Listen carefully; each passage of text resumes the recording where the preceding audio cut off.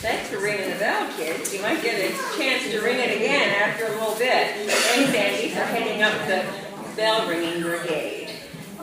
Welcome, everyone. You'll notice I'm not the minister.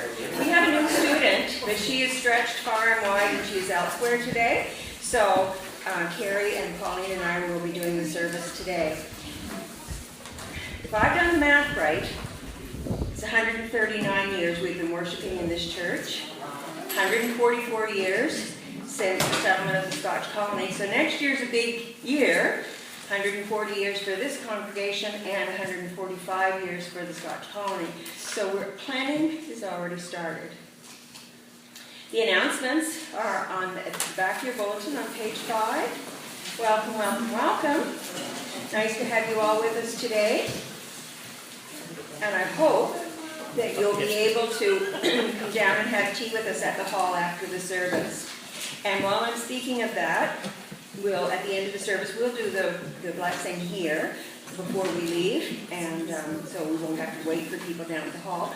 And, this is really important, the first person down at the hall needs to turn the teapot on high. I just left it on low. Everything else should be ready.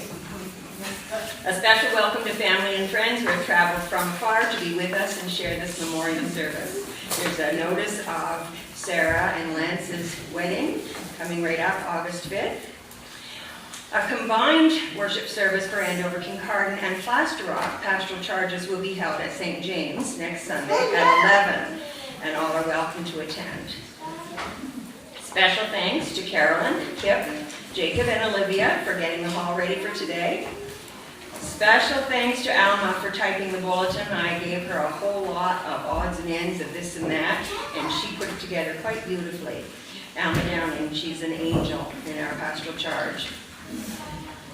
Special thanks to the trustees. If you didn't notice, when you go out, notice the siding on the church, and there's been a lot of work over the last 2 or 3 weeks getting the siding done and putting some kind of black stuff over the trim around the windows, and so that we don't have to do the painting anymore. So that was a huge, huge job, and thanks to the trustees for overseeing that. And condolences to the family of Army Lappage.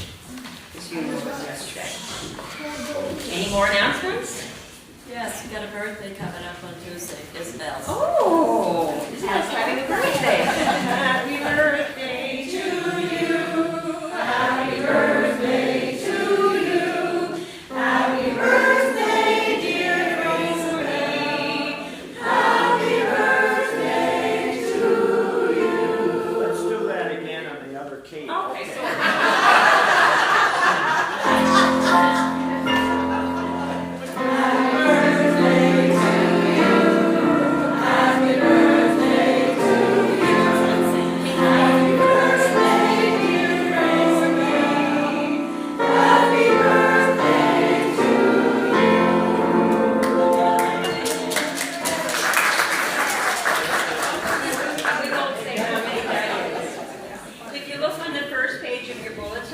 let's join in the introit, Spirit of Life.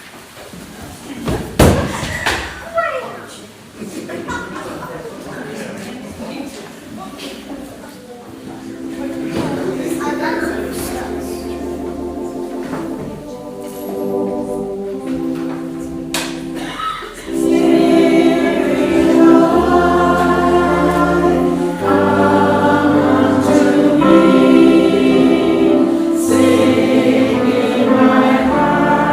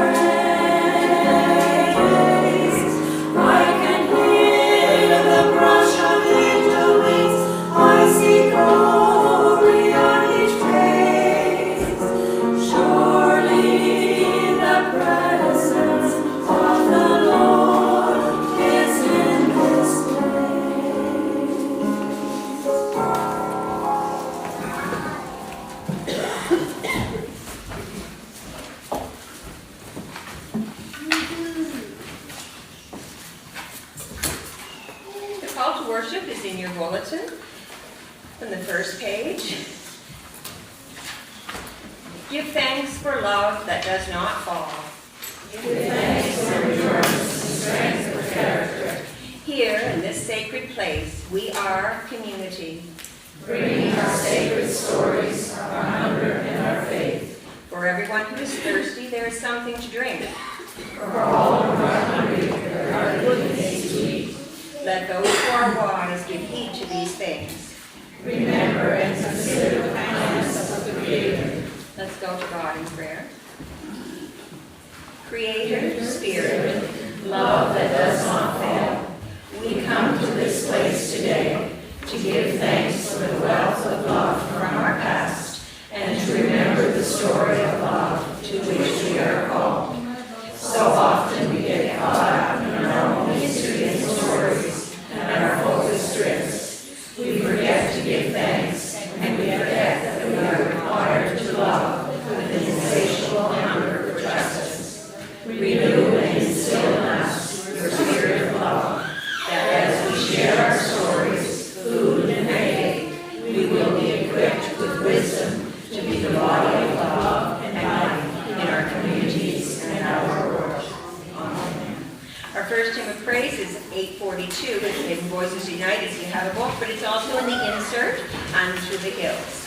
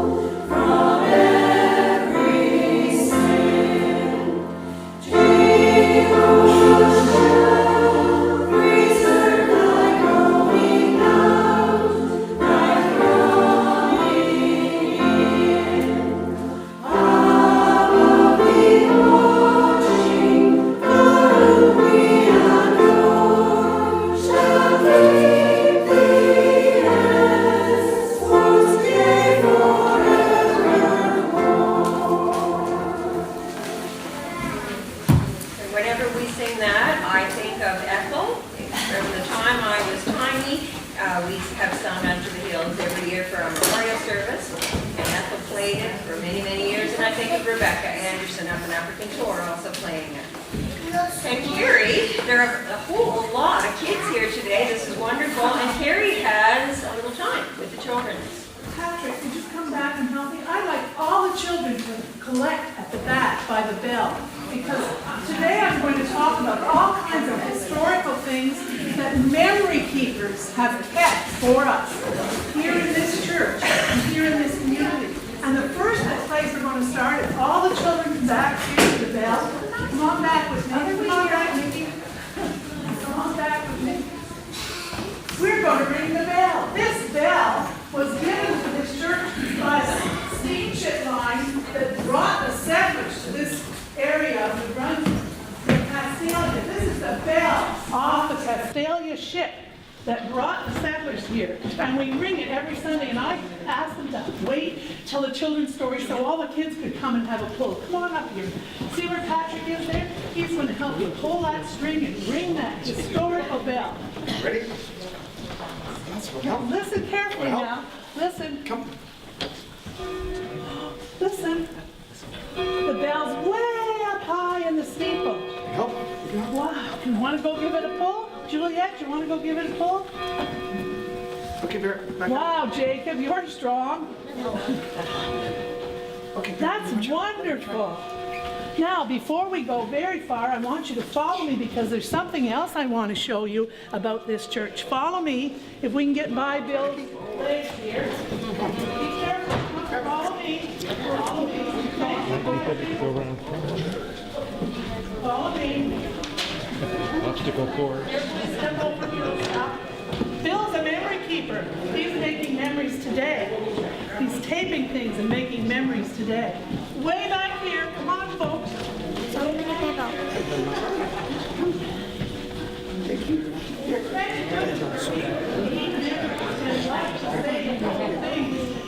This organ is the organ that was first played in this church, and if you look very carefully all around it, there's no electrical cord.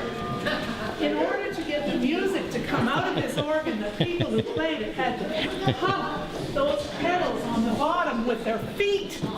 Pump really hard to make the music come out of the organ while they played it with their fingers. That's a very old organ. We now have an organ that's electric, and we don't have to work so hard to play it.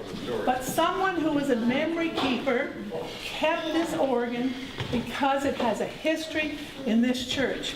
Isabel's mother probably played it, and Roy's mother played this organ.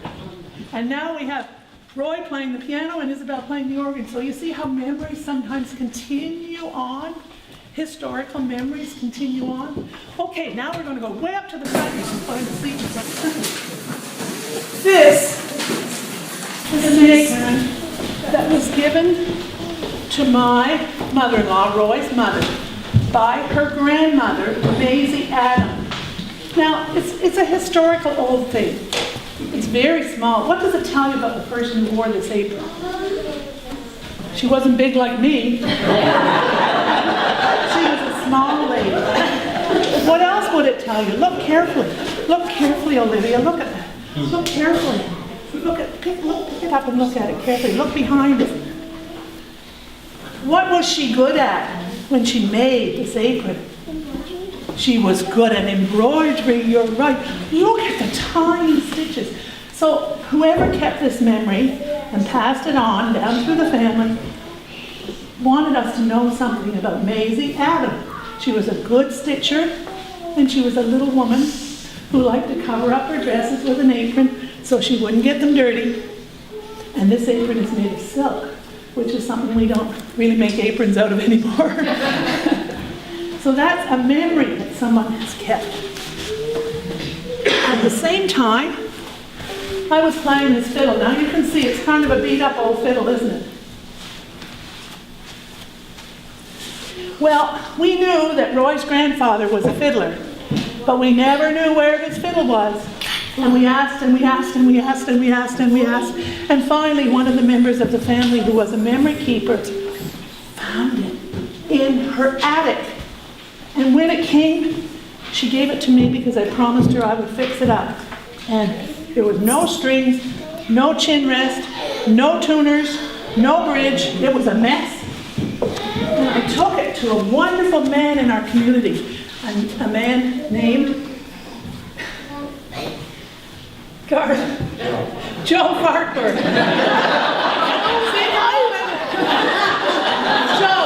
Joe, my wonderful friend Joe, who made fiddles. And I said, Joe, this is Angus's fiddle, and I would love to be able to play it. I didn't even know how to play a fiddle at that time.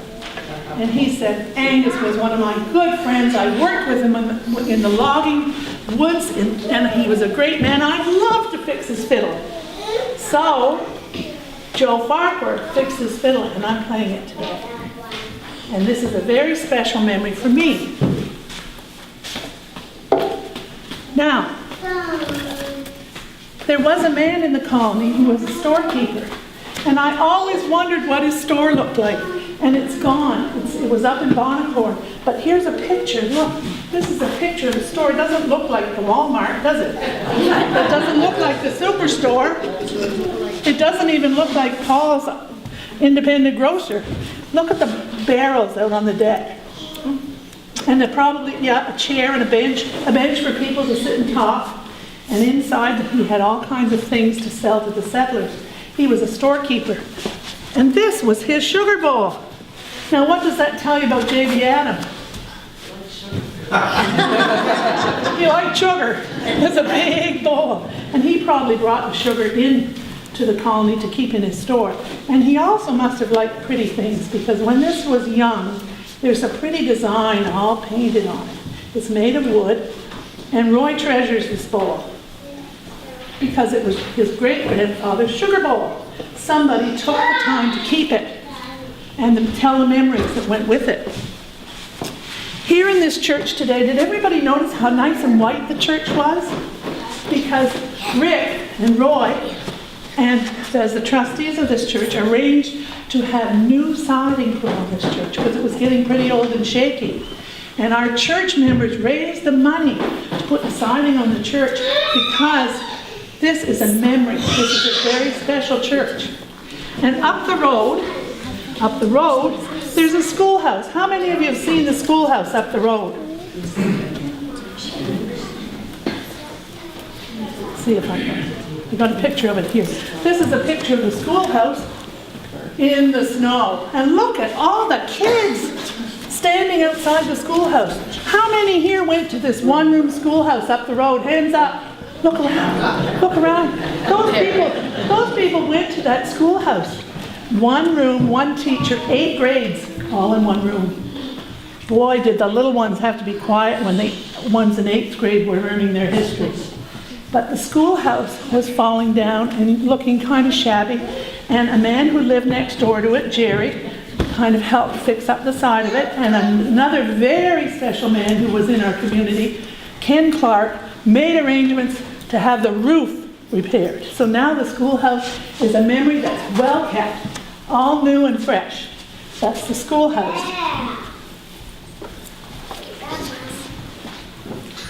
Now there's another building in our community. We're going there for lunch today. This is what the Burns Hall looked like in 1911. That's a long time ago. And there's the man standing outside it who built it. That man standing outside it who built it was Darlene's grandfather. And Darlene has thought so much about that hall that she and a whole bunch of committee members have completely restored the hall. It's all shiny and new with new siding and new windows and new door, and it doesn't have a bathroom and it doesn't have water yet, but those are things to come. So that was a memory keeper. Darlene was a memory keeper to keep that alive. Okay. This old lady standing up here talking about memories and how important it is to tell memories and to keep stories about your family and about my family and keep them alive. And you know, we're here in church today because in this Bible, this is one of the old Bibles that's in our church. It's kind of falling apart. In the Bible, someone was a memory keeper. God told people to write down the stories in the Old Testament of his people. And then after God sent Jesus to be among us as a person, he asked people to write down the stories of Jesus in the New Testament. So this Bible is a very, very special memory.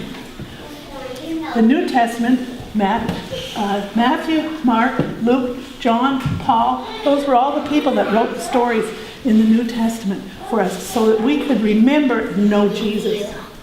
So it all comes around, doesn't it? It all comes around. Let's have a little prayer. Can we all bow our heads? Nikki? Can you bow your head? Good. You're doing a good job. Thank you, Lord, for the memory keepers you've sent over the years to help us know the stories of your people. Thank you, Lord, for your Son Jesus, who taught us how to live in the very best way. Lord, we ask you to bless each one of these children here today and help them learn to keep memories of their life and you alive. In the name of our brother, Jesus, we ask. And we can all say it together. Amen. Thank you. Thanks for being such a good bunch of memory keepers today. You can join your family again. Thank you. Thank you, Carrie. Brought a whole lot of memories. What's doing I'm going to ask you to read our first scripture reading. It's 1 Corinthians chapter 12, verses 4 to 11.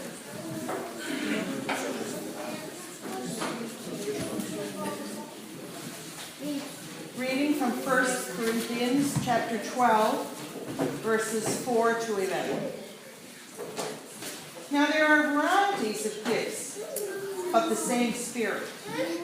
And there are varieties of services, but the same Lord. And there are varieties of activities, but it is the same God who activates all of them in everyone. To each is given the manifestation of the Spirit for the common good.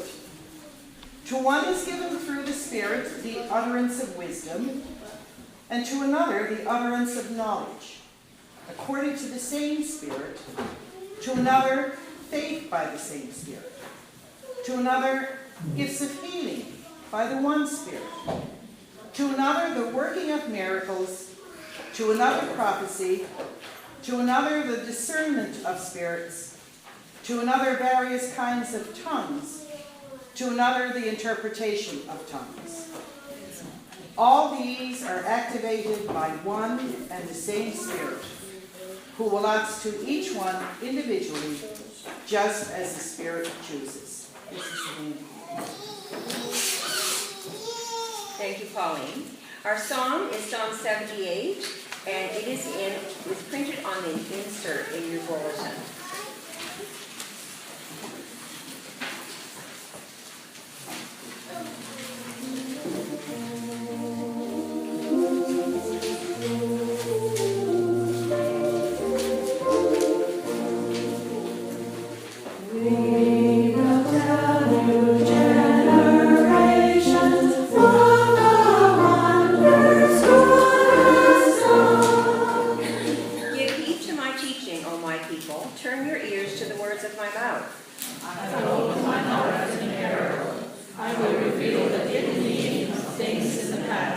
What we have heard and known, what our parents have told us, we will not hide from their grandchildren.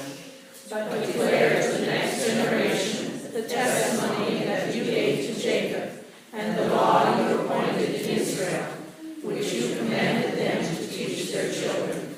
That the next generation might know them, children yet unborn, and these in turn should arise and tell their children. That they should put their trust in you, and not forget your great deeds, but keep all your commandments.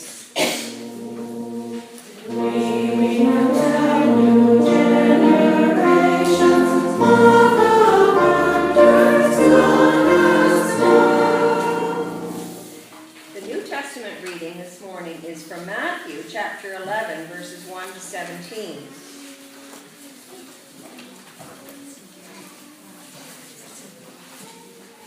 Now, our look back years of this congregation's life in this building gives us courage and hope for the next 139. Now, I'm going to read parts of the opening 17 verses of the book of Matthew, and it's the very beginning of the New Testament, the beginning of the collected writings of the Christian church. And you'll understand why I'm not reading it all once I get started.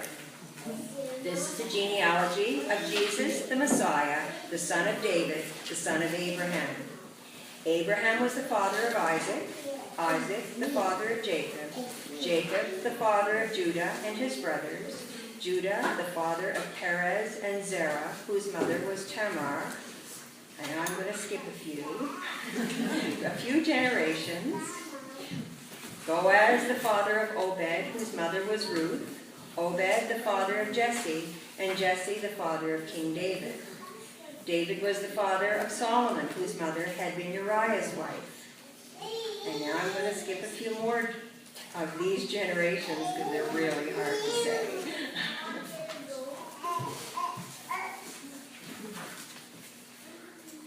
Ammon was the father of Josiah. Josiah was the father of Jeconiah and his brothers at the time of the exile to Babylon.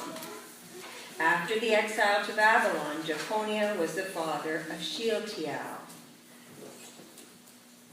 And there are a few more generations down to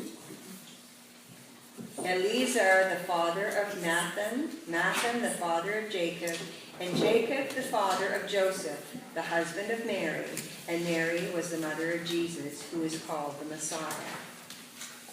Thus, there were 14 generations in all, from Abraham to David, 14 from David to the exile to Babylon, and 14 from the exile to the Messiah. And that is the family tree of Jesus. And I'd like to thank Angela Bainter. I've got a lot of this reflection from her. This seems like a strange text for a sermon, 17 verses of names, some of which I left out. Who was the father of whom for 42 generations? It's a passage that's seldom read in worship service, and I understand that when I was trying to say all those names.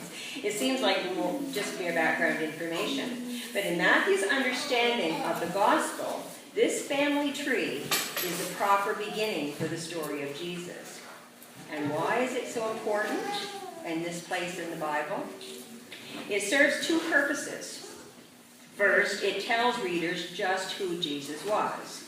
The original readers of this gospel were Jewish people who Matthew believed could best understand Jesus if they knew how he fit into their history. You know who Abraham was, he says, and Isaac and Jacob and David and Solomon. This is Jesus. He's their descendant. Second, this list of generations told Matthew's readers the meaning of their own history. In Jesus' day, the people of Israel looked to the past for their purpose. They were the people who had been delivered from Egypt, had received the Ten Commandments, and had conquered the Promised Land. But they had become subjects of one foreign empire after another, and they were inclined to see all their glory in the past. And they also felt that God had abandoned them. But in this long family tree, this long genealogy of Jesus, Matthew tells them the meaning of your history is not in the past, but in the present. The significance of Abraham and Jacob and David is not that they lived in the good old days when God really cared, but that they were forerunners of Jesus. As a church, we are formed and identified by our history, by where we have been in our past. The Christian faith is based on a collection of writings that dates from antiquity. And the Bible is not only a historic book, but a historical book. It tells the history of God's dealings with God's people. We read the stories about what God did for God's people thousands of years ago. We read about the birth of Isaac, we read about the burning bush, the parting of the Red Sea, we read about David and Goliath. We tell the story of the risen Savior just as it was told the first time, 2,000 years back in our history. Our faith is further shaped by the centuries of Christian history since the Bible was written. We sing hymns hundreds of years old. We practice rites and liturgies that are older than the languages that we speak when we recite them. And of course, on this day, we remember the history of this congregation in this community. The generations of your own families who have been born, baptized, married, and buried here. The traditions that you have created and that have in turn made you the people that you are. Today, we are proud to say that we are part of that whole history, just as Jesus was a part of the history of Israel, all 42 generations from Abraham on down. And we're all identified by our histories. Now, I remember really well in my first year of teaching over in Mishpachto, when I introduced myself, Darlene Morton, I was always asked, which one of the Mortons are you? Because that's Daddy was from West French over in Kincardine. When I said that I was Lloyd's girl, they knew exactly who I was. And today, when I go and drop into the manor, Bob's cousin's in the manor, and when I drop in there, I stop to visit with Elmer Chapman, and he doesn't always know my name, but he knows that I'm one of Kathleen's girls. So he knows who I am, even though he might not remember my name. Matthew introduced Jesus to his readers as Mary and Joseph's boy, David's 28 times great-grandson, and then people kind of knew who he was, right? We owe who we are to our past, our heritage, our upbringing and education, our traditions. You and I and this congregation are products of where we have been. Matthew also knew that the past isn't enough. We can learn a lot from the past, but its most important function is to lead us into the future. Jesus made that plain. He told his disciples to remember what he had done, but he also turned their attention to the future task that his ministry was preparing them for. He said, "Go and be my witnesses." He never let his disciples dwell on what had already been done. Their purpose was not to be found in where they had been, but in where they were going. Our faith is born and nurtured in a historical experience, but it always leads us into the future. Today, at this memorial service, we naturally turn our gaze back on our history, but we must let that history be part of our movement into the future. We have a responsibility to our young people to prepare them for what they will face in life. We have a responsibility to our old people to help meet their needs in a changing world. We have a responsibility to the community around us to fight for justice, to proclaim the good news, and to be examples of Christ's love. Let the stories of faith, commitment, and service that are told today as we hear the history of this congregation and this community strengthen you, prepare you, and propel you into the next 139 years of ministry in this place. Amen.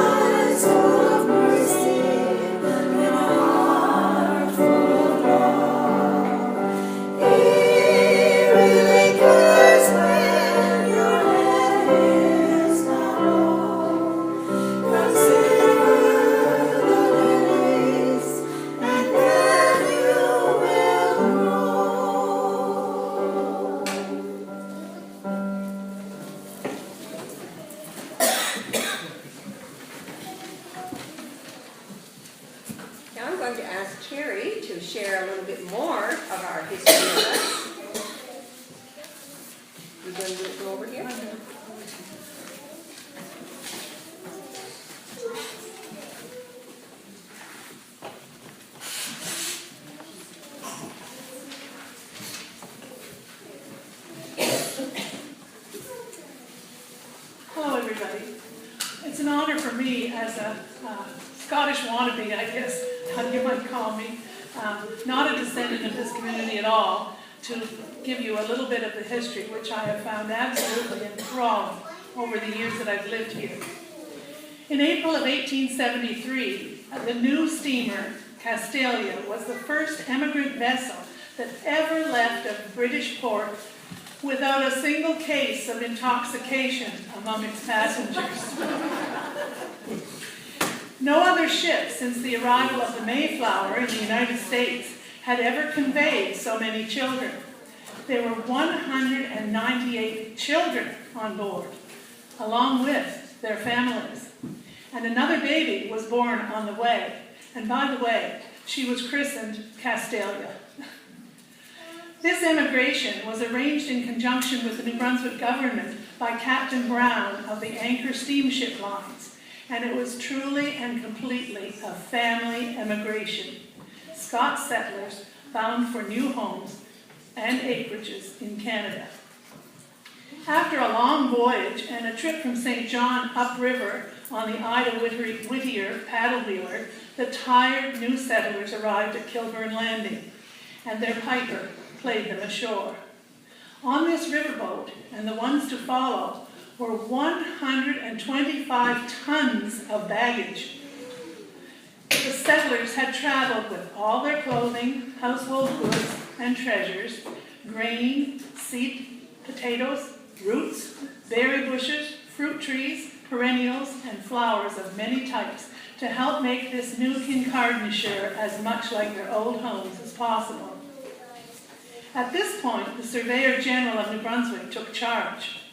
Because snow still lay deep in the hills here, and homes had not been readied as planned, he assigned pairs of families to temporary quarters in tents, sheds, barns, and what other accommodations were available. Early the next morning, they started over the Kilburn Hill to their new homes, on roads newly broken through the snow. Their baggage was loaded on bobsleds pulled by 2 teams of horses. At first, the women rode with the baggage, but as the bobsleds pitched and swayed and bucked over the roughly slashed-out roadway, they soon decided to walk behind through snow, slush, and mud with their bairnies and their husbands. Worse than this trip was the finding that crude shacks without windows and doors, located in a tangled maze of trees felled crisscross in the forest, were to be their homes. Many a complaint was issued to Captain Brown and passed on to the Surveyor General, and he did do his best to make it up to them in many ways over time so that they did not feel so cheated and deceived. He did have, however, a hard time teaching the new folk that chop and burn 4 acres of land, as stated in the contract, was not the same as 4 acres cleared. For the sake of brevity today, we'll skip the hard work that took place to get their new farms ready for cultivations and their houses built. But that travail took place, and hard labor it was. The Scots that stayed persevered, and in August 1876, with moderator Reverend Peter Melville at the helm, the settlers agreed to arrange for building of a church and 4 schools. And this is the church that was planned then. Note, it was only 3 years after the first contingent had arrived. Thomas Watt, one of the settlers, wrote a letter to the Surveyor General in 1877, and in it he described how they expected to have the church finished in time for Christmas. He further described the church as built in the Saxon style with arched windows, and a door, arched door, a fine spire, and a belfry with a neat portico, a vestry, and a library room. He said that the design and construction combined remarkable plainness and modesty with real beauty and comfort. I wonder how long he sat on these pews. The first permanent organization established by the colony folk was the Kincardine Agricultural Society, which showed the optimism of the settlers and their interest in good farming practice. Many of them had never been able to own land before, and so they were very enthusiastic about their agricultural society. The first transactions of the society were buy a seed separator for cleaning seed grain, purchase a purebred boar and sow, and become owners of a purebred shorthorn bull named Magician. This showed their interest in quality seed and stock, and every year they had an agricultural exhibition, which was an exciting event. And Earl, I understand that the show barn was down near your place, on the corner, close to where the roads meet, the show barn where they had the exhibitions. At one of these exhibitions, the Department of Agriculture gave a demonstration of butter making. The colonists and their wives were very interested because butter was a commodity that could be bought and sold or traded. And Roy's great-grandfather, J.B. Adam, the storekeeper, took this demo to heart and became the marketer of quality colony butter to all the areas around the colony. The Scots became very good farmers. They introduced to New Brunswick new methods of turnip cultivation. That must be why my mother-in-law loved turnips so much. They taught about compost heaps on farms and better use of manure for crop fertilization. Back to the days that a lot of our back to the landers are going to. They were good neighbors, these Scots, and they helped each other out. Whenever there were local people called to assist in a large job on a farmer's place, it was his obligation to feed the whole crew. This was the opportunity for the farm wife to showcase her best cooking and provide a huge repast, complete with roast meat, pies, and preserves. But if someone were down and out, a frolic would be arranged, and those being helped were not expected to feed the crowd. On these occasions, wives would go along too and take baskets of food for a picnic lunch when the work was done. From the time they were piped ashore by Charlie Lindsay at Kilburn's Wharf, music and singing were one of the greatest joys and strengths of the settlers' life and culture. There were the Patterson brothers, we have Pattersons here today, who were violinists and violists. William Bissett played the tambourine. The Cummings brought a piano from Scotland. And there's a little bit of a funny story that I've learned from some material that Bill Duncan gave me, that the Cummings piano, when it was first set up in the house, and one of the Cummings boys went to play it, it sounded very, very strange. It didn't sound like it did in Scotland at all. So they opened it up and tried to find out what was wrong. It was stuffed with socks. When they had packed in Scotland, they figured the piano was a good place to store the socks. Once the socks got out, I'm sure that piano played a lot of tunes. The McPhails got an organ in the 80s. That was the 1880s. George Fidler made violins, and he was careful to choose for them a tree that had been exposed to the buffeting wind. He claimed that that kind of tree had the music in it. Joseph Stevenson gave dancing lessons and played the concertina. Robert Webster, the choir director, gave singing lessons. Musical evenings were held in homes, and furniture was pushed back and the instruments tuned so that the dance could begin. The colony folk also loved to gossip and tell and listen to stories. They chatted at the threshing and the wood-cutting bees. At the store, remember, the children saw there was a bench in front of J.B. Adams' store. That was the bench to tell stories on. And at the local blacksmith shop. Tales of the goings-on in their community were the most interesting, and many of the settlers had great rocks to remove from their land, and they had no explosives. Now Jimmy Aitken, who was a smithy, was a great storyteller. "Have I told you about the first time I saw nitroglycerin?" asked Jimmy. And he went on to tell how he was breaking rocks along the roadside when a young engineer came by. He said good day, and then he watched as Jimmy hammered away. Then the visitor told Jimmy that he had a substance in his pocket, one drop of which would break more stone than he could break in a week. Jimmy told him to show him the stuff. He showed Jimmy a bottle wrapped in cotton wool. Jimmy said, "But I'd like to see it break rock." Very carefully, the engineer put one drop on top of the rock that Jimmy was working on and tucked the bottle back in his pocket. "Huh," said Jimmy, not believing a word of it.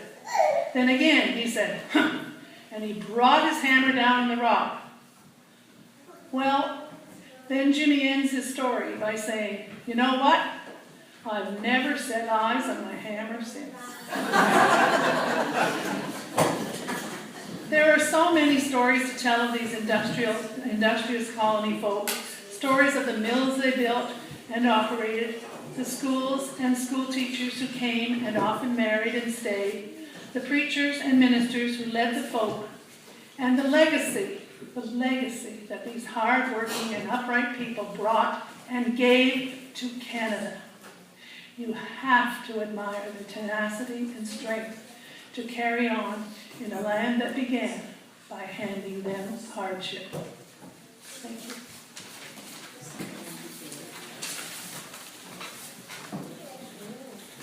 If you'll notice in the insert, Faith of Our Fathers, the next hymn, look down at the bottom of the page, you can see that tiny print. This was sung on the boat coming over, and after they got here, those words were written in 1849, and the music was written in 1864. Let's sing that, Faith of Our Fathers.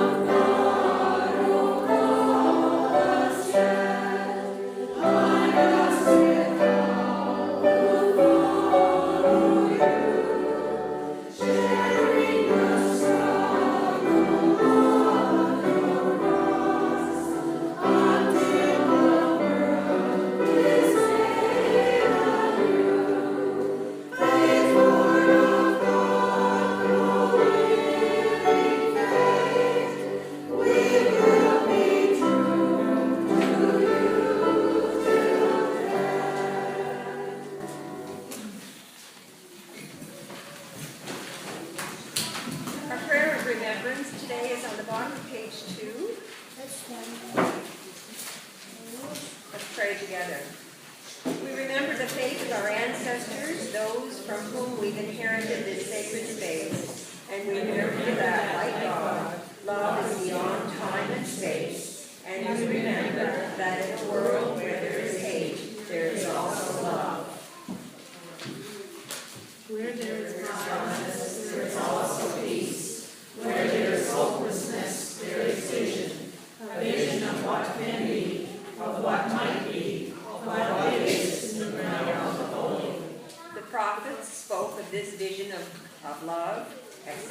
justice, relationship, community, patience. But many did not have time for learning about this love. They were more interested in rules. Jesus, like the prophets of old, was more interested in relationships, right relationships, relationships of mutual power and love. Yet still they had not paid heed. We are the body of Christ in the world, called to heal, to be healed, to make right relationships, to share the power. We are the body, the life essence of God, pulsing through creation, called to create, to renew, to restore, shuddering peace and roaring in the face of hate, steadfastly remembering that holy love is for all. Amen.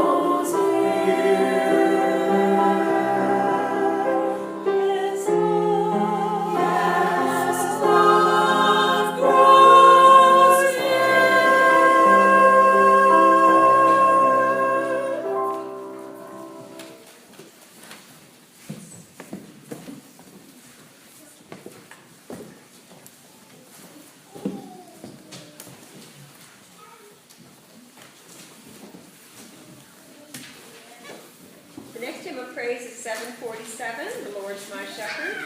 It's also in your insert.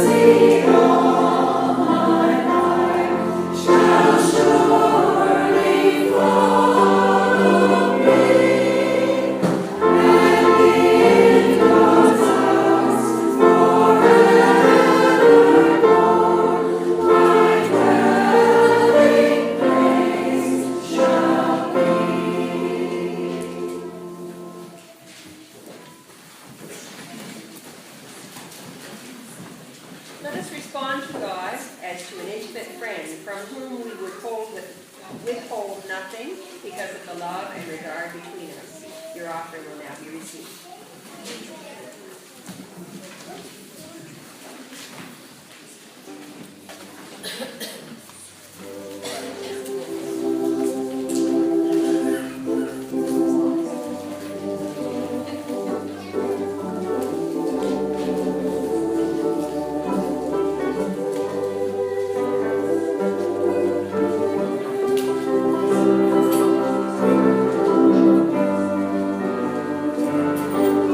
Thank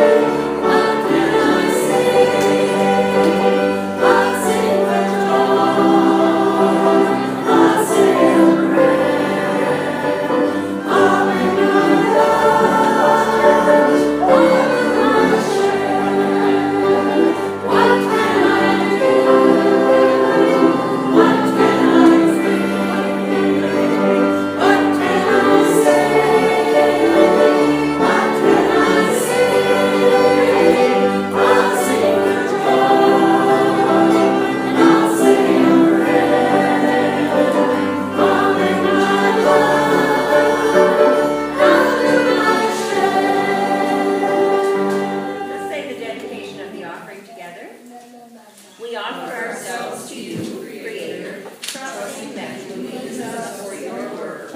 Others pray for us and look to us as a church to teach about how you offer care in your name and bring about justice in our world. Use these gifts to help us to do these things. In Christ's name. Amen.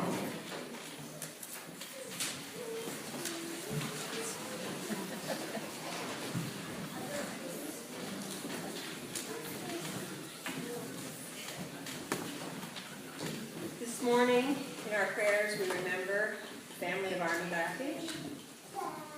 We remember Darlene and Arthur Phillips, Isabel's grandson Christian, who was in hospital in IWK after having broken his hip. Drew Kilcollins, undergoing chemo. The people of BC, who have lost their homes or in danger of losing their homes. For the firefighters in BC. For the homeless. The refugees of war-torn countries, the people of Central Africa who are suffering in the drought. Our prayer list is long. For those who are grieving, for those who are sick. Are there particular names that need to be brought up this morning? Darlene Phillips.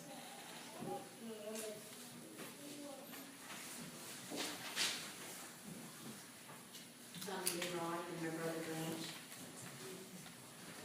Merle Matheson. Kelly in Halifax.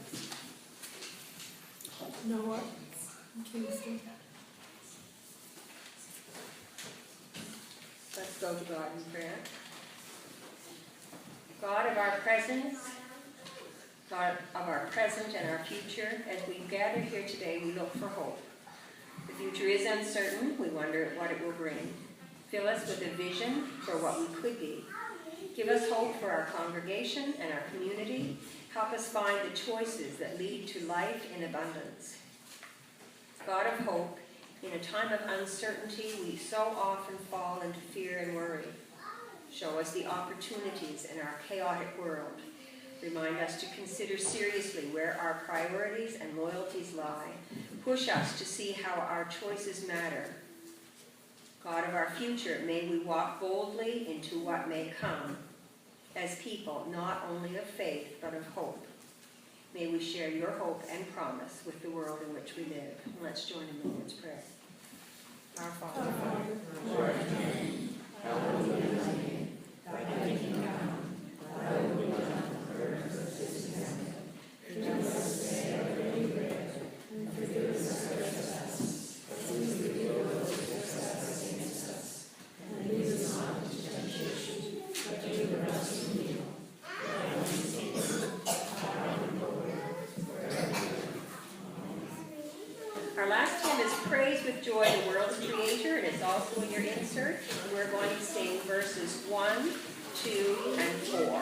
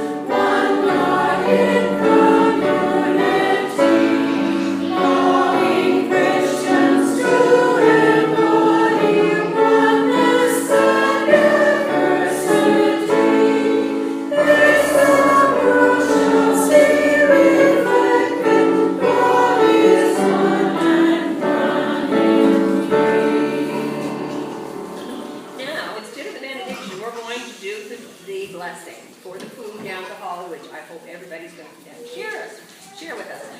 Brony, what are we doing for Grace?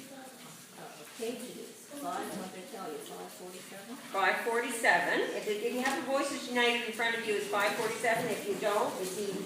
And it's the tune of the dog's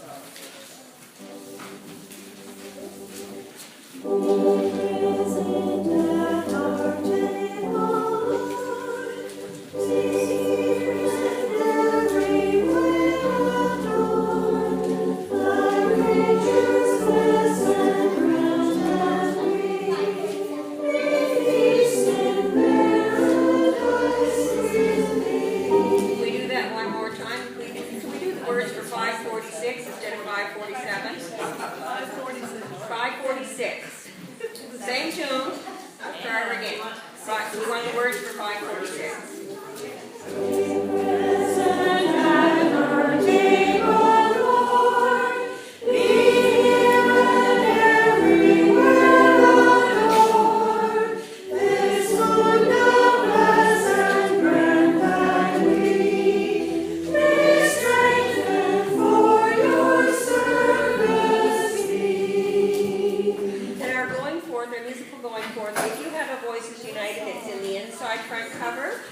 Because I gave Alma the wrong one to put in the bulletin. Sorry.